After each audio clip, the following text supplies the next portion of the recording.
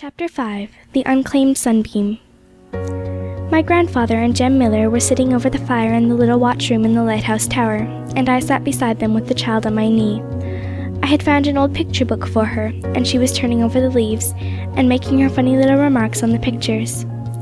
"Well, Sandy," said Miller, "what shall we do with her?" "Do with her?" said my grandfather, stroking her little fair head. "We'll keep her, won't we, little lassie?" "Yes," said the child, looking up and nodding her head as if she understood all about it. "We ought to look up some of her relations, it seems to me," said Jem. "She's sure to have some somewhere." "And how are we to find them out?" asked my grandfather. "Oh, the captain can soon make out for us what ship is missing, and we can send a line to the owners. They'll know who the passengers was." "Well," said my grandfather, "maybe you're right, Jem. We'll see what they say. But for my part, if them that cares for the child is at the bottom of the sea, I hope no one else will come and take her away from us." "If I hadn't so many of them at home," began Miller. "Oh, yes, my lad, I know that," said my grandfather, interrupting him, "but thy house is full enough already. Let the wee lassie come to Alick and me. She'll be a nice little bit of company for us, and Mary will see to her clothes and such like, I know."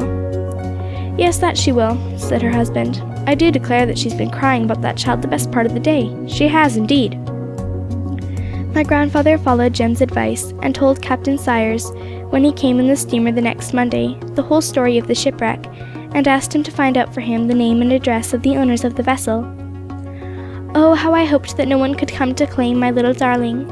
She became dearer to me every day, and I felt as if it would break my heart to part with her.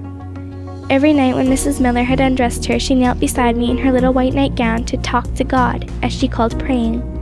She had evidently learned a little prayer from her mother, for the first night she began of her own accord. "Jesus, Eppie, hear me." I could not think at first what it was that she was saying, but Mrs. Miller said she had learnt the hymn when she was a little girl, and she wrote out the first verse for me. And every night afterwards I let the child repeat it after me.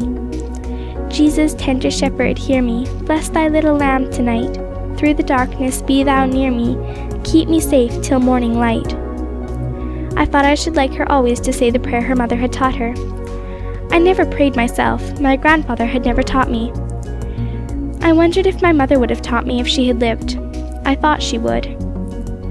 I knew very little in those days of the Bible. My grandfather did not care for it and had never read it. He had a large Bible, but it was always on the top of the chest of drawers, as a kind of ornament, and unless I took it down to look at the curious old pictures inside, it was never opened. Sunday on the island was just the same as any other day. My grandfather worked in the garden, or read the newspaper, just the same as usual, and I rambled about the rocks, or did my lessons, or worked in the house, as I did every other day in the week. We had no church or chapel to go to, and nothing happened to mark the day. I often think now of that dreadful morning when we went across the stormy sea to that sinking ship. If our boat had capsized then, if we had been lost, what would have become of our souls? It is a very solemn thought, and I cannot be too thankful to God for sparing us both a little longer. My grandfather was a kind-hearted, good-tempered, honest old man, but I know that that is not enough to open the door of heaven. Jesus is the only way there, and my grandfather knew little of, and cared nothing for, him. Little Timpy became my constant companion indoors and out of doors. She was rather shy of the little Millers, for they were noisy and rough in their play, but she clung to me and never wanted to leave me. Day by day she learnt new words and came out with such little odd remarks of her own that she made us all laugh. Her great pleasure was to get hold of a book and pick out the different letters of the alphabet, which, although she could hardly talk, she knew quite perfectly. Dear little pet, I can see her now sitting at my feet on a large rock by the seashore, and calling me every minute to look at A, or B, or D, or S. And so, by her pretty ways, she crept into all our hearts, and we quite dreaded the answer coming to the letter my grandfather had written to the owners of the Victory, which, we found, was the name of the lost ship. It was a very wet day, the Monday that answer came. I had been waiting some time on the pier, and was wet through before the steamer arrived. Captain Sayers handed me the letter before anything else, and I ran up with it to my grandfather at once. I could not wait until our provisions and supplies were brought on shore. Little Timpy was sitting on a stool at my grandfather's feet, winding a long piece of tape round and round her little finger. She ran to meet me as I came in, and held up her face to be kissed. What if this letter should say that she was to leave us and go back by the steamer? I drew a long breath as my grandfather opened it.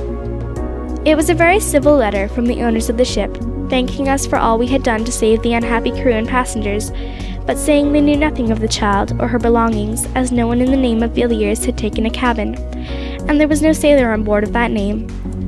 But they said they would make further inquiries in Calcutta, from which the port the vessel had sailed. Meanwhile, they begged my grandfather to take charge of the child, and assured him that he should be handsomely rewarded for his trouble.